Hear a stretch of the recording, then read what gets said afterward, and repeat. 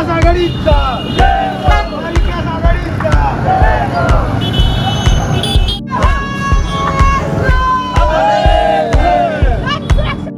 निवडणूक आयोगाचे हक मिळवून करून म्हणजे ज्याच्या वेळेची जनता अपमान होते सरकारवर मानस द्यायला लागतं त्याच्या वेळेला कायद्यामध्ये बदल केला जातो. सत्ताधारी विरोध या जनसुरक्षा विधेयकाचा सोलापूर शहराच्या वतीनं धिक्कार करतो आणि निषेध करतो. चुकून या बिलाचं नाव जनसुरक्षा विधेयक ठेवलं. या बिलाचं नाव खऱ्या अर्थानं असलं पाहिजे सत्ता सुरक्षा विधेयक. हा कायदा जास्त कोण मोठे आंदोलन करत असतील तर त्यांच्यावर लावायला हरकत नाही. ह्या अनुषंगाने त्यांनी मी हा कायदा पारित केला आणि आता सर्वांनी सांगितल्याप्रमाणे हा पुढे पुढे भयंकर घातक प्रकार होणार आहे. आपल्या लोकांना उद्या महापंचायत समजा जर एखादी पोस्ट आहे जसं पाण्याचा तर तो सुद्धा घेता येणार नाही किंवा माणूस घरून बाहेर पडणार नाही अशी परिस्थिती निर्माण होत आहे.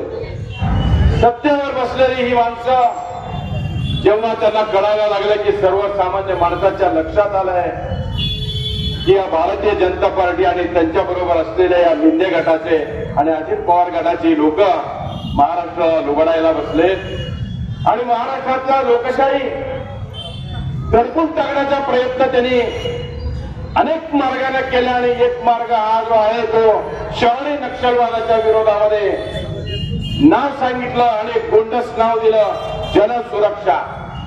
आणि भारतीय जनता पार्टी ज्या ज्या राज्यामध्ये त्यांचं सरकार नाही त्या राज्यामधील मुख्यमंत्र्यांना अटक करणे तिथल्या लोकांना टार्गेट करणे आणि 3 महिने जर जेलमध्ये राहिला तर त्याचं पद घोटवणे हे त्यांचा एक कलमी कार्यक्रम आहे. त्यामुळे अनेक राज्यामध्ये त्यांना जनमत नसताना लोक त्यांच्यावर नसताना तिथल्या लोकांचं बहुमत नसताना मग पैसे देऊन कुणाला ईडीचं कुणाला जेलमध्ये टाकणं अनेक प्रकार वापरून त्या राज्यामध्ये सरकार स्थापन करण्याचा एक घाट भारतीय जनता पार्टीने या ठिकाणी घातलेला आहे.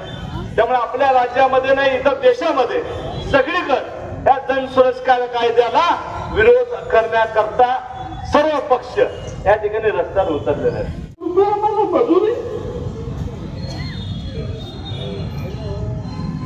आज यंत्रमाग कामगाराची तीच अवस्था असंघटित कामगाराची तीच अवस्था आज देशातला शेतकरी म्हणू लागलेला आमचं कर्ज माफ करा. पण मोदी साहेबांनी कर्ज कोणाचं माफ करावं. अदानी अंबानी टाटा बिर्ला 16.5 लाख कोटी रुपये यांचं कर्ज माफ केला परंतु शेतकऱ्याचा 1 रुपया कर्ज माफ केला. विजय हो महाविकास आघाडीचा. विजय हो महाविकास आघाडी की तानाशाही नहीं चलेगी, नहीं चलेगी, नहीं चलेगी. सुरक्षा विधेयक रद्द झालंच पाहिजे.